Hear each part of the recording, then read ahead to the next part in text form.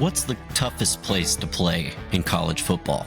Well, we're going to tell you by everybody's rating system for toughest place to play is dumb.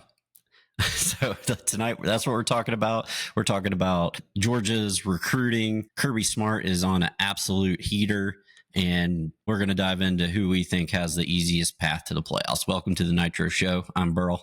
I'm Street. All right, Street. Why is the toughest place to play debate dumb? Because certain places can be tough to play, but most places are not tough to win. That's why it's dumb. Yeah, I think so too, because this was a topic that was like popping up on everybody's list last week as we're in list season, and I think Pate put out his, and that caused a bunch of controversy. And then you have people trying to chime in saying, oh, well, their record, blah, blah, blah, against this over this time period. And I'm like, that's not what toughest place to play is about. It's not just be like whoever you play. If they're the number one team in the country, they're going to be the toughest place to play in any stadium you play them in. It could be Dallas. It could be in Atlanta or the Rose Bowl. It doesn't matter. Toughest place to play is all about the atmosphere, all about the aura. Right. And what really kicked this into high gear is College Football 26 is coming out, and they released that list. And everybody got all up in arms. Penn State was number 2. LSU was up there at the top. I've been to LSU. That place is intimidating. It is loud to play in. But I was at a game when Georgia put up 52 points there. Like, just because a place is intimidating, it can make it tougher to play, but that doesn't mean it's tough to win. If you're looking at just at straight up places that are tough to win, I mean, Georgia hasn't lost a home game since 2019. Exactly. But we're Georgia fans. Sanford Stadium at times has been very, very tough and been very hard on the opposing team, but not always.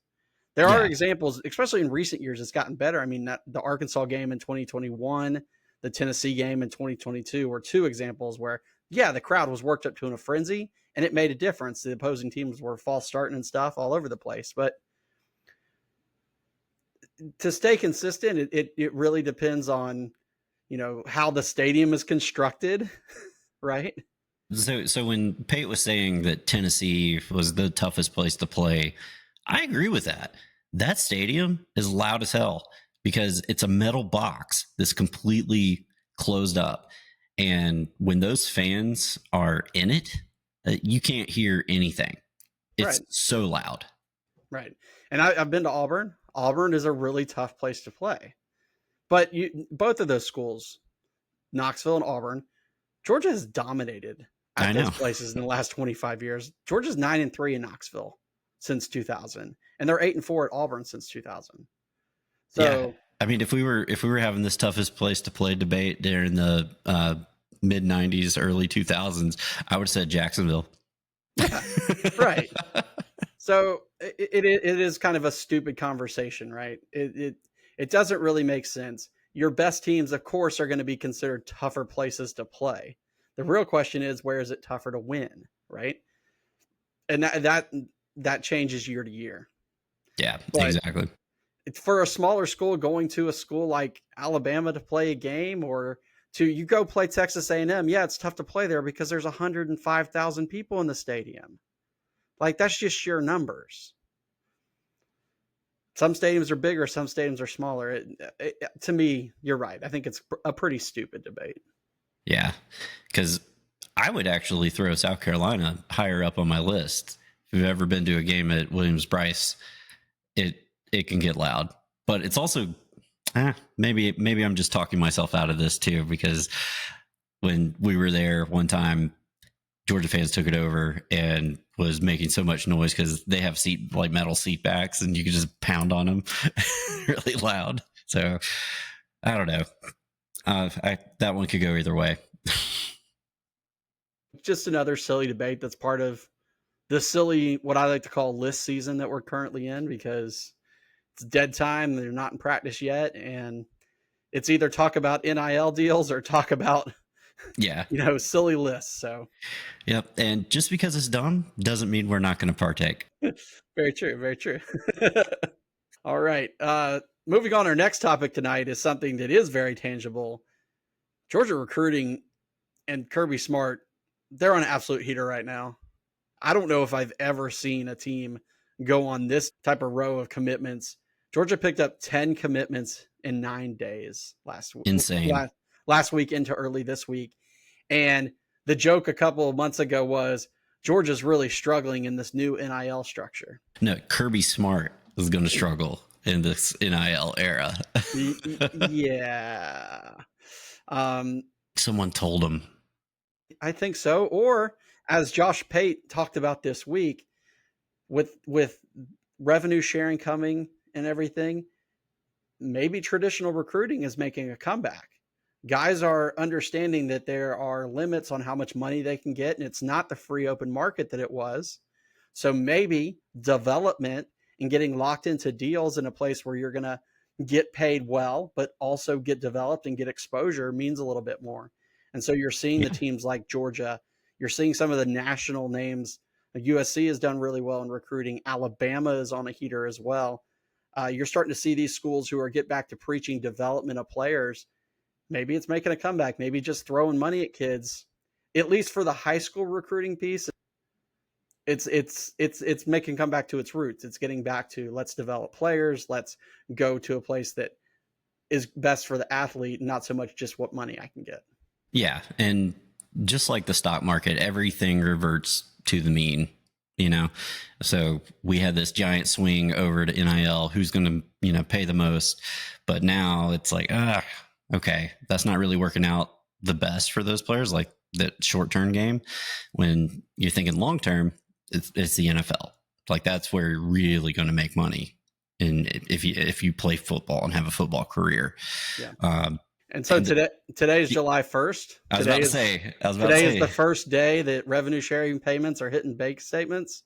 And happy Revenue Share Day. Happy new Revenue Share Day. But it's a big deal too, because part of Georgia kind of figuring this out and working within this NIL game was figuring out how they can get the best opportunities for their kids and still work within their revenue sharing. So yesterday, Georgia announced a partnership with Learfield Impact to essentially, and I quote, unlock new revenue generating opportunities for student athletes. So they said that this is basically the new group that's going to take over from where the collective was under the old system and really help to act as the comprehensive marketing arm and essentially talent agency for Georgia athletes. Nice. So Georgia cutting this deal with them is essentially letting this agency help work through the process of going through NIL Go and the clearinghouse and make sure that everything's on the up and up so that players can get paid on these outside opportunities. And I think for the schools that want to be successful and spend more than just what's in the salary cap, they're going to have to build these types of relationships. NIL, go. Yeah, it's awesome. It's awesome. I'm glad it's finally here. I'm finally there. Finally, there's some structure. There's some rules. That's great. That's great for college football. Yeah. So let's take a little bit deeper look at this crazy week that Georgia has had. Yeah. It was 10 commitments in 9 days. Of course, there wasn't a commitment on Sunday, and everybody joked, Kirby couldn't do it 8 days in a row. And then they got 3 commitments on Monday. So they made up for it. Highlighted straight at the top, number 2 defensive lineman in the country, James Johnson. He was a big deal. Number 6 offensive tackle, Ikene Ogboko, was another big one. And then the third. Well, going back to James Johnson, and some services, he's number 1. Yeah. Yeah. And then another big one was defensive lineman PJ Dean. So he was an interesting case because he's been considered a Georgia lean for a long time. He's the younger brother of former Georgia center Jared Wilson. But in the last 2 or 3 days, all the momentum swung to South Carolina. All the big time recruiting heads were putting in picks for South Carolina. This is definitely a South Carolina thing. He goes up on stage and he commits by taking out his brother Jared Wilson's helmet and putting it on. That was another big get. Georgia got a running back, Jay Lamar, which was big. They needed a running back. They are still in the running for the number 1 running back in the country, Derek Cooper, who had a commitment date set, but has now backed off his commitment date. And our rumors are that Georgia is one of the teams causing him to back off because he was definitely seen as a Texas sling. And then they flipped linebacker Shadarius Tootle, who was committed to Auburn. So that was another one. Safety Chase Calicut, edge Kamari Brooks, who's only rated as the number 17 edge, but this is a kid who's from Bogart, from Oconee County. Alabama wanted him bad.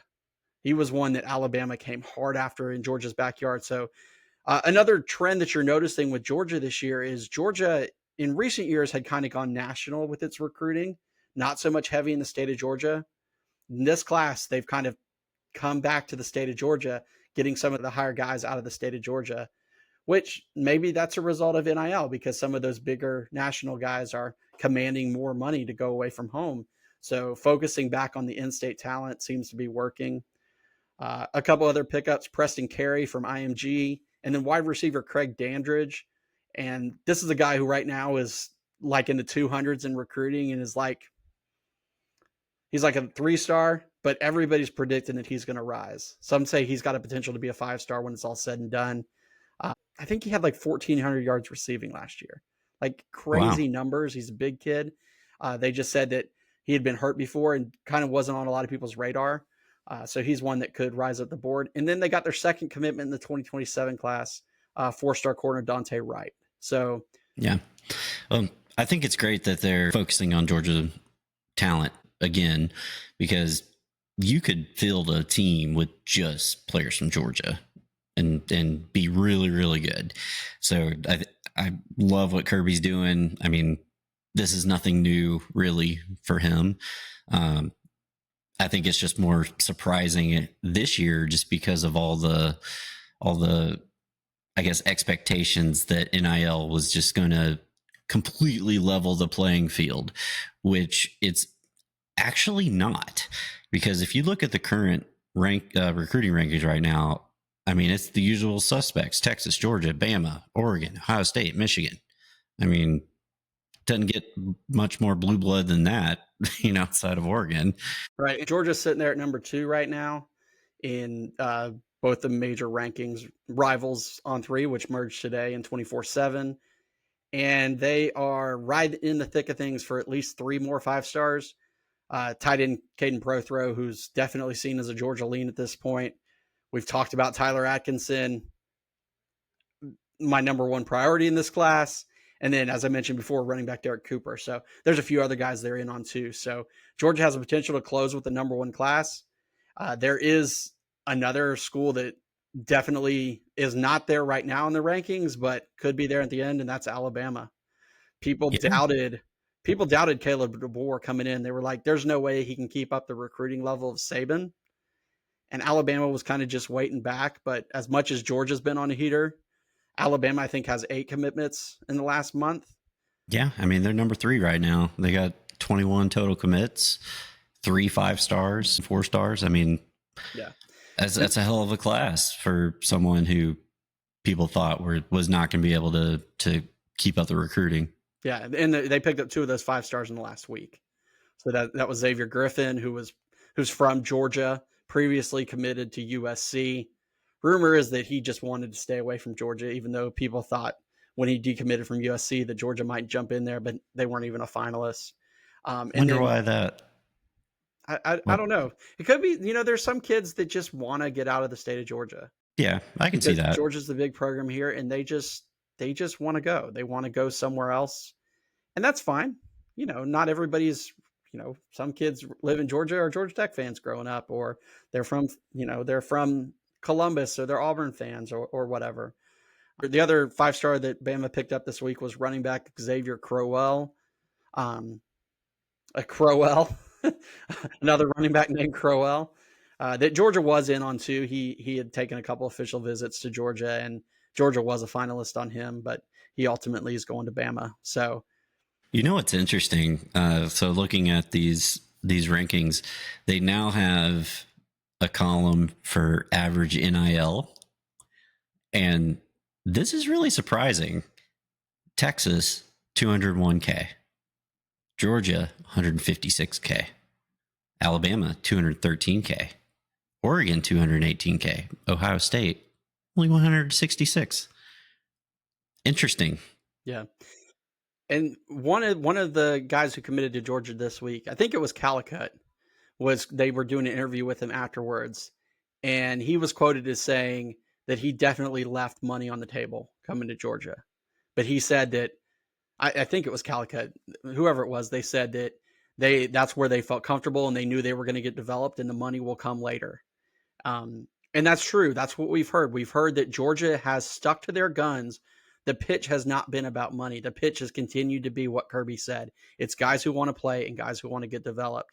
And yes, Georgia is spending and being competitive in NIL, no doubt, but they are still keeping that framework of developing players and not just chasing big paydays. Yep. Hell of a job, Kirby. Keep it up. Yep. On the flip side of recruiting, sometimes there's not so great stuff in recruiting.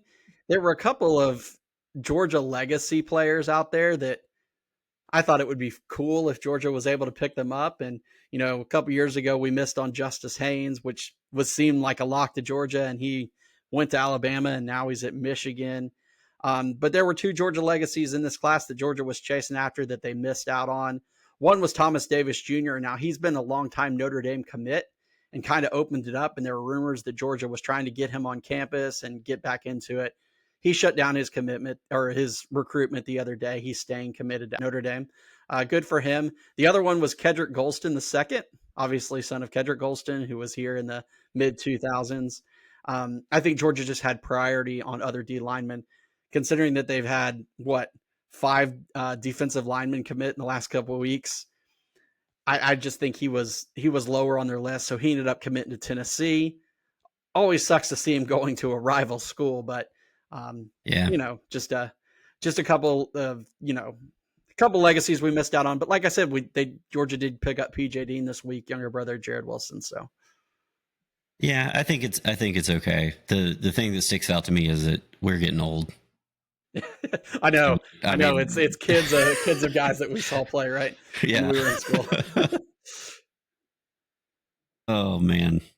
Yeah, just wait till a couple years when you got Greeny's kid playing quarterback, throw into Pollock's kid playing running back, and yeah, but just wait till Kirby's kid is playing.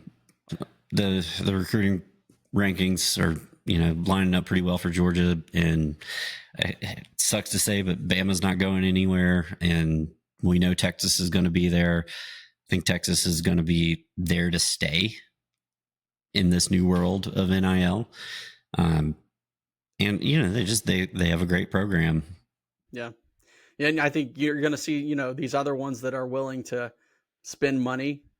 Texas Tech, not so much so far in football, though were heavy in the transfer portal. But if you paid attention to what they're doing in other sports, Texas Tech is blowing through money. They almost won the national championship in softball. And then they proceeded to go out in the transfer portal and get like 4 or 5 all-conference players, like insane, throwing around money, just coming out of that school. Texas said they do it big. They have oil. All of those schools have oil. And man. Yeah. That was a great show, by the way. Landman, did you see that? Never watched it. Oh man, you're missing out. It's good. Billy Bob Thornton. Yeah. Sounds like Dallas. Yeah, it's Billy Bob Thornton and the girl from Varsity Blues, whipped cream bikini. Nice. Allie Larga. Yeah. It's good. It's good stuff. She's like 45 now. That makes you feel old. Oh yeah. I mean she's the same age as me, so but I'm not that old. I'm right there. Who cares? Cool. If you're enjoying the content, like this video, subscribe to the channel. We also want to hear from you, so leave a comment and let us know what you think. Who's your team? What's your hot take? Okay, back to the show after the playoff. Yeah, so this is an interesting debate, right? When you're looking ahead to schedules and you're looking ahead to this world of a 12-team playoff, it used to be all about strength of schedule and all that jazz. But if last year proved anything, your 1-loss record has a big determination on whether you're going to get in that playoff or not. And so when you look at the top teams in almost all of these lists of preseason, post spring, top 25 lists, there's the same group of about 8 schools that are in all of them, right? These are your powers that everybody thinks is going to be there next year. But the reality is that out of those 8 schools, 5, maybe 6 of them make it, but there's going to be a couple that don't. That's just how the season plays out. And so I started looking at the schedules and thinking about what these teams play and how hard it's going to be for them to get to the playoff, just strictly based on their schedules going into the season. We know the talent levels of a lot of these teams, and we know that there are going to be competitive games and they might drop a game here or there, but those you can't predict. But what you can look at is past results and can look at talent level and kind of understand what it's going to take to get these teams to the playoffs. These are the type of teams that have national respect. And so if their records are there, they're going to get in the playoffs. They're not going to be questioned whether they're good enough to get in the playoffs if their record is good. Yeah. Yeah, absolutely. And the one that's at the top of everybody's list, and one that is really interesting to me, is Clemson. They've got a ton of great talent coming back on the defensive side.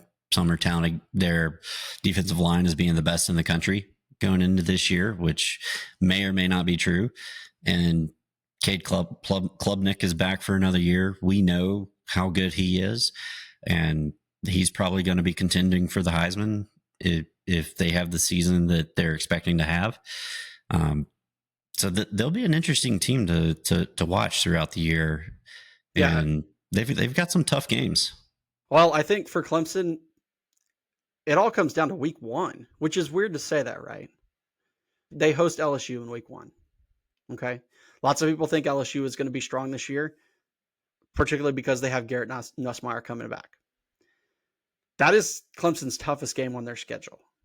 You beat an SEC team that is respected before, because who knows, LSU may turn out to not be great, but coming into this first game, they're going to be ranked, and they're going to be ranked highly. Yeah, I mean, a lot of people are looking at LSU as a potential SEC champion. Right. So you win that game in week 1. What does Clemson have the rest of the way? They have a home game against Syracuse and a game at Louisville. That's really it. They don't play Miami. They have what I would think was probably maybe their trap game would be at Georgia Tech, potentially, but they don't really have a ton, right? And the reason I say Georgia Tech game could be a trap game, it is away. It's the week before Syracuse. And just based on the momentum Syracuse had last year, Syracuse could be pretty good. So if they come off that win LSU, they play Troy, and then they got to go to Tech before Syracuse comes to Clemson. Maybe they look past that game, but yeah. And also, I mean, history isn't in their favor because it's at Tech, and Tech every year seems to have one massive upset in their arsenal. They almost had 2 last year, but that one is a prime suspect for Tech to pull up and pull off the upset. Yeah. Obviously, their other tough game is South Carolina at the end of the season. But like I said, if they win week 1 at LSU, they have a quality win over an SEC opponent. And if they can just make it to the ACC championship game and win, then they're going to be in the playoff. I just don't think there's enough in the ACC to challenge them, to at least not them make it to that championship game. And because they're so talented, you've got to consider whoever they're playing that they've got a good chance to win. So to me, Clemson, out of these 8 teams, I think Clemson has the easiest path of anybody to make it to the playoff. This is not to win a championship. This is just to make it to 12th. That's it. Yeah, because I mean, I don't think people are expecting a lot out of North Carolina or Florida State, and Clemson could lose to one of the SEC teams and still be fine. Realistically, they could lose to both, because they really could, because then you're still in the championship. Yeah, at 10-2, they still could make it as a conference champion. So, out of this group, which the group includes Clemson, Notre Dame, Oregon, Ohio State, Penn State, Bama, Georgia, Texas. So those are who we're talking about. Number 2, I thought was Notre Dame. Notre Dame has kind of really 2 tough games on their schedule. They have Texas A&M and then at Miami. But outside of that, they've got a game at USC. But that's it. They open the season at Miami, and it's Miami, right? They don't typically draw that well at home. Maybe because this is the Sunday night game. Maybe the ticket sales and the hope that Miami with Carson Beck is better than they were last year, though I don't know offensively if you can be when you lose the number 1 overall draft pick, if their defense is improved. But the other thing is, I mean, who knows if Carson Beck is even going to play in that first game? I think they said he's ready. I think he's been throwing and stuff. I think he's been throwing, but that still doesn't mean that. I mean, there's a chance that he doesn't play, but probably less likely now. Yeah. I think when you look at Notre Dame's schedule, so they have Miami week 1, then they have an off week, and then they host Texas A&M. In terms of teams that are really kind of considered preseason ranked teams, that's it. That's it. They have a game against USC, but that's at home. And they have a game against Syracuse at the end of the year, but once again, that's also at home. So Boise might be tough. Boise could be tough, depending. Yeah. But it's at home. They don't have any challenging games on the road. Yeah, they got a nice lineup. Their schedule lines up really easy. So because I would argue that they probably have an easier path than Clemson. Well, the only reason I wouldn't say that is because they don't have the out of having a conference championship game. Clemson could screw up and win that. So that's also a reason why I would put them in. It could be. It's because Notre Dame will get the benefit of the doubt. They could, but they could also be 9-3 and not get in, where Clemson at 9-3 could win the conference title and get in. So Clemson just gives it that one extra chance. And because Clemson, I think, is so much more talented than the rest of the SEC, I figured, Yeah, I mean, unless Notre Dame just completely tanks, I mean, they're going to get it at large. That's too much money. Right. All right. Number 3 on this list that I thought was Oregon. So Oregon doesn't have to play Ohio State this year. So right there, that makes their schedule easier than last year, and they went undefeated last year. But they are replacing a quarterback. They are replacing a quarterback, and they obviously play at Penn State. Penn State played them very tough. Penn State returns everybody under the sun. I mean, they got a really tough opener, Montana State. Yeah. And then a really tough game the following week with Oklahoma State. Right. So Northwestern, I mean, the first 3 games, come on. But yeah, then, they do play at Penn State. Right. And then Indiana. Yeah, that'll be a tough stretch. Right. But like I said, they've got Penn State, Indiana, and maybe Washington, but they don't have to play Ohio State this year. They don't play Michigan, play USC at home. They got to play Washington. So one game I would look out for is the Iowa game, because that's going to be at Iowa. Yeah. That could be a little bit tricky. The only thing is it's coming off a bye, so you can prepare. It is off a bye, but they also have to fly across country. And then, Iowa always has a good defense. Yeah. I still think I would think that their biggest trap game potentially would be Indiana. If they go to Penn State and win that game at Penn State, number 1, number 2, number 3 in the country, whatever, they get an off week, and then they get Indiana at home. Man, riding that high off beating a Penn State team and then having an off week, that's a recipe for disaster to me. So I would watch out for that Indiana game as one that could trip them up. But I think, like I said, I think out of the Big Ten teams, I think they have the easiest path just to make the playoff. And once again, that doesn't mean that they're going to win, but just to make it, I think they have the easiest path. Greg Schiano is going to spoil it for them at Rutgers. Soprano's favorite team. Yep. You going to Rutgers? At number 4, I threw up here Ohio State. Obviously, we know what Ohio State's got. They kick off the year with Texas, but it's out of conference. So kind of the same way that a few years ago we looked at Georgia playing Oregon early, or Georgia playing Clemson last year. If you lose that game, okay, it's out of conference and you've got your whole conference schedule ahead of you and your whole chance to build a resume, and nobody's going to keep you out of the playoff because you lost that game. Yeah, and the team that you lost to is probably going to be a in the playoff playoff. contender. Right. Yeah, so it's a win-win for those teams. Right.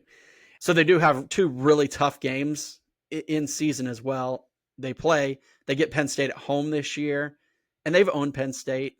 So Penn State, if they beat Penn State at home, they're going to probably be in the conference championship game, and Penn State's this highly considered ranked team. Well, if you've already got a win over Texas and then you get a win over Penn State, you got 2 wins over top 5 teams, you're going to be in the playoff. But it depends on who you lose to. Very true. Now that counted more last year, right? Than who you beat. Now, Michigan's always a key. End of the year, they've lost to Michigan 4 straight years. I mean, you got to. And I'm expecting Michigan to be much better this year than they were last year. Right.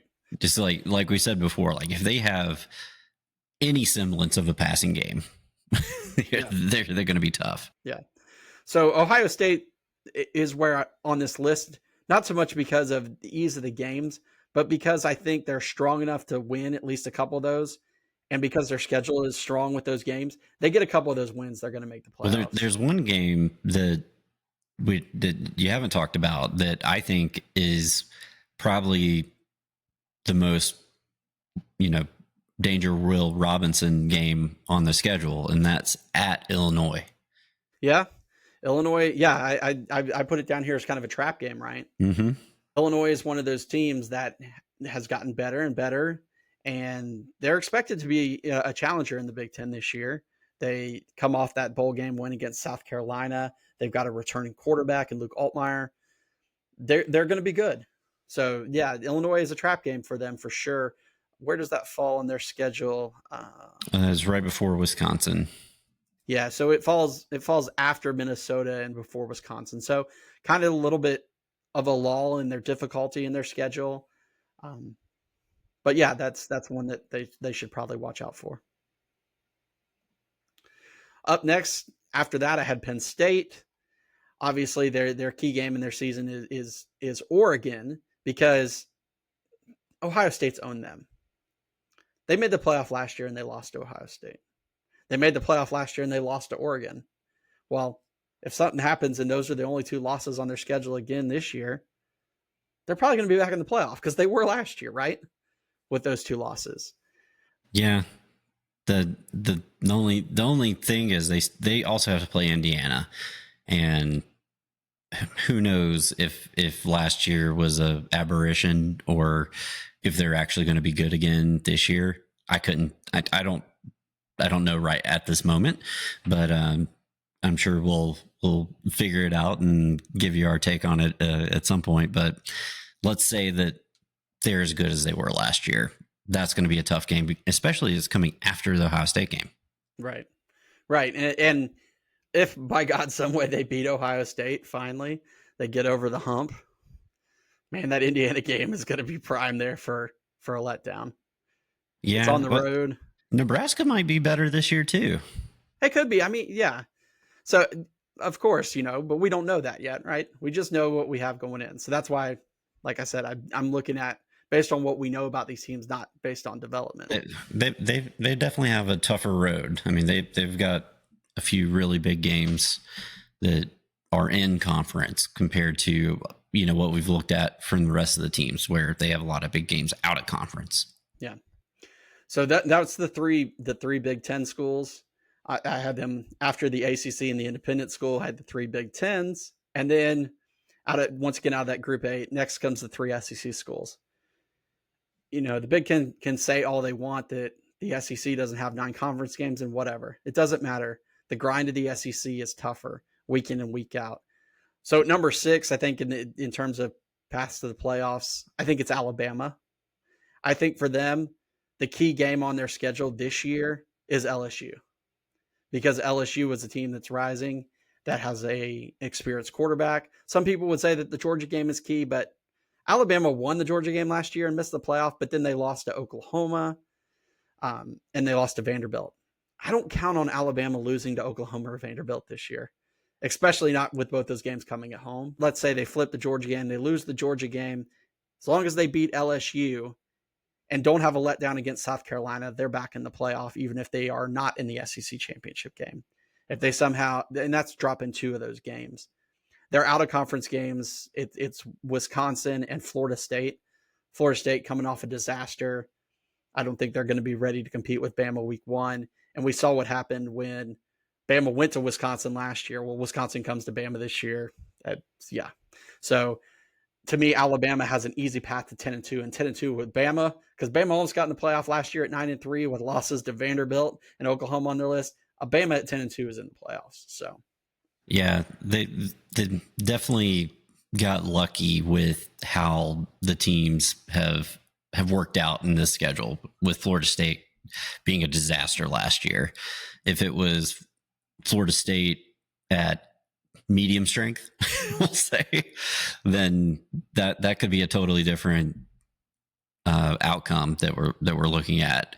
Because when you first put your list together, I was surprised that Bama and Texas were in the order they were, with Bama having an easier road.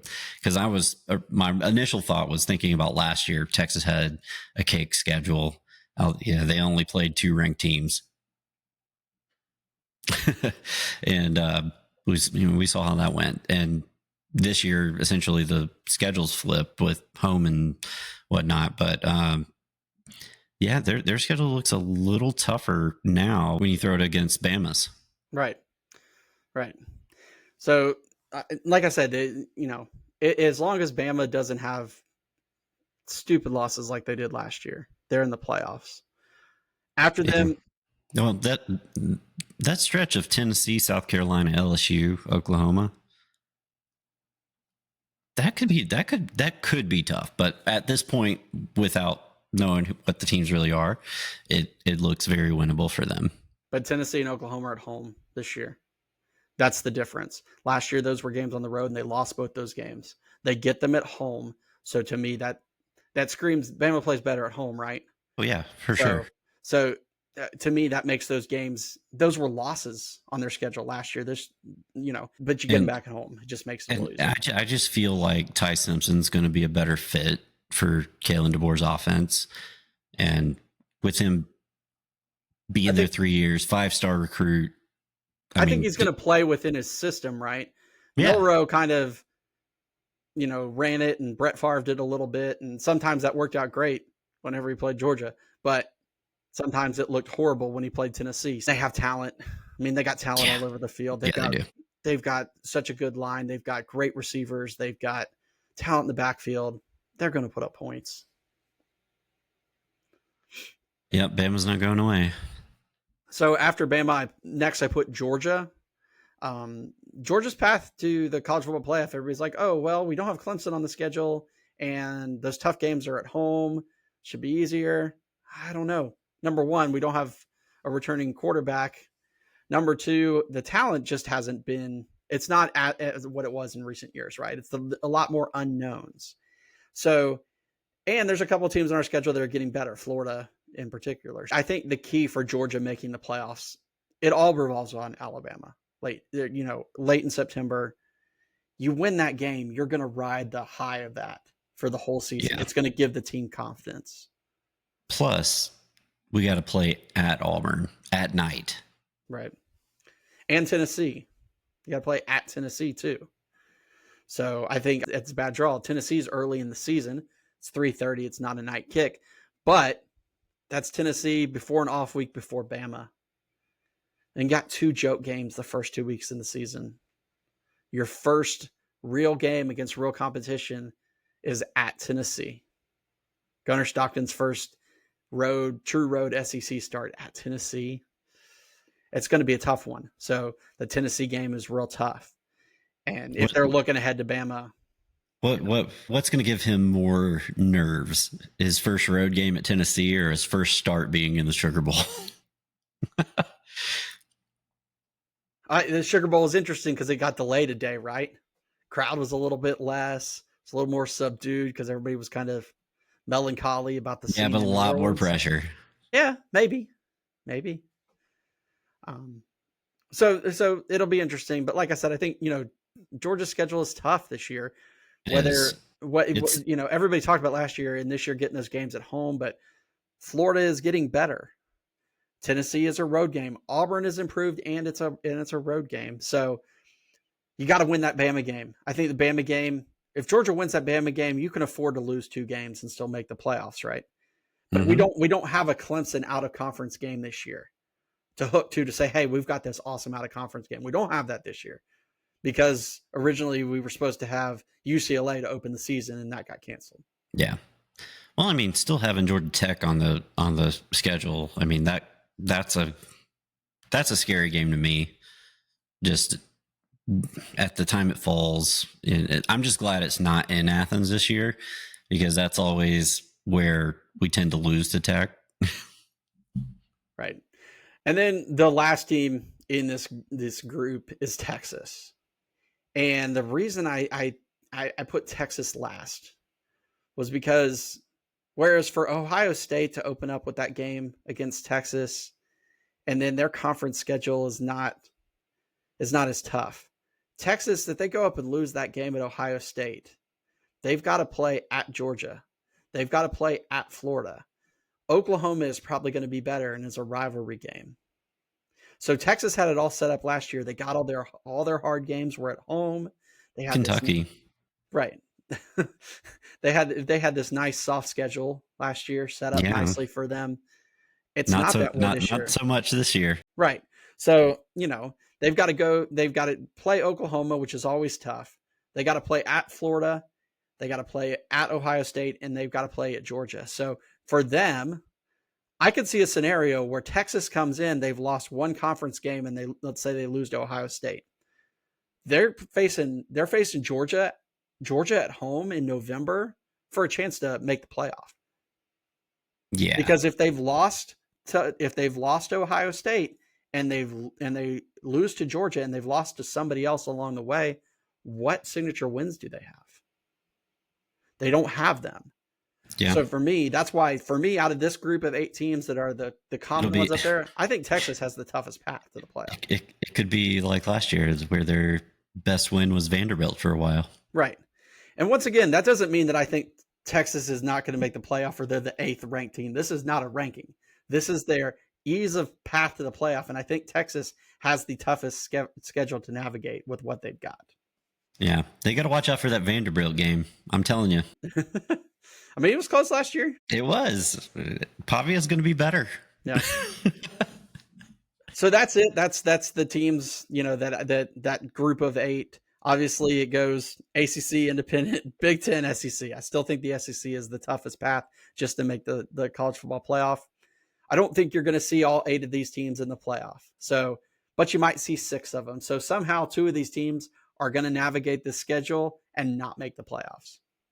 And to me, if you're a bet man and I just had to place money on it, Georgia or Texas is probably going to be one of the teams that miss the playoffs this year. I could see that, with it all coming down to that game in Athens. In November. Yep. It's going to be fun. Right around the corner. Yeah, so 8 more Saturdays? Something like that. 4th of July this weekend. I'm on vacation next week, so Burrell's going to be doing a solo show next week. And then once I get back, we get into July. Training camps start going up, and we'll be getting ready for the start of season. We'll have, full season previews, picks, and all that fun jazz leading into the season. Burrow, you got anything else? What's your favorite 4th of July thing to do? I mean, drinking beer. Other than that, I always watch the hot dog eating contest. My kids like to watch it. So Joey Chestnut's back this year. Ice cold beer never broke my heart. So we'll get back to root for Joey Chestnut this year, and we're gonna shoot some fireworks at the pool and stuff before we head out of town on vacation. So nice. Well, enjoy your vacation. We'll hold it down here at the Nitro Show. And until next week, I'm Burl. I'm Street. Don't forget, subscribe to the channel so you get all the updates on the 50 greatest Georgia players of the 2000s. See you next time. Go Dogs. Go Dogs.